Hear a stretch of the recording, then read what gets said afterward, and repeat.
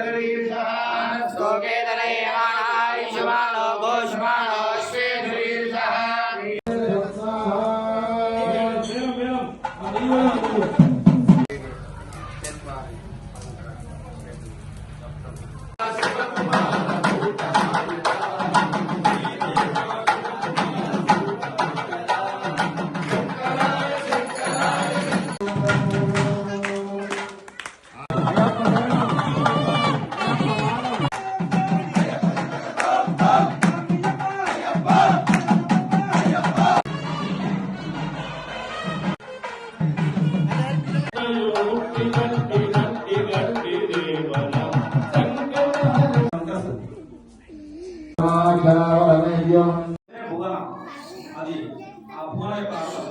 ఇట్లా ఆ పేరు పెట్టుకున్న దానికి సాక్షాత్ అటువంటి నడవడిన చేత వన్య చేస్తున్నటువంటి వారి వంశానికి కమ్మగట్ట వంశానికి మరి మా తాతగారు అయినటువంటి అమ్మడు తాత రాజ్యం కాశీ కానీ ఆయన ఏదైతే సంకల్పించిందో వారి వంశానికి అంటే మాతృ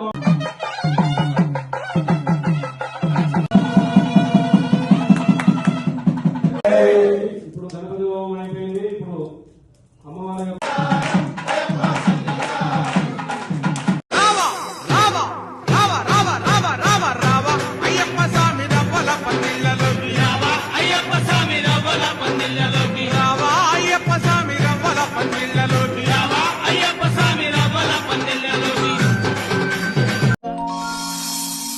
కొండల కొండల కొండల కొండల కొండల ఉన్నావు శబరి కొండల ఉన్నావు నీవు అయ్యప్ప స్వామి.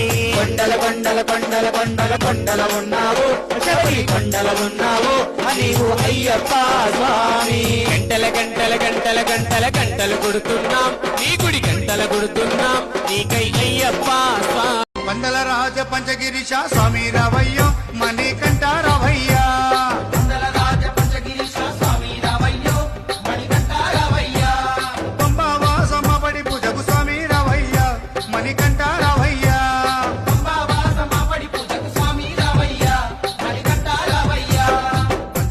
పందల రాజ పంచగిరిశ స్వామి రావయ్యో మణికంఠ రావయ్యా.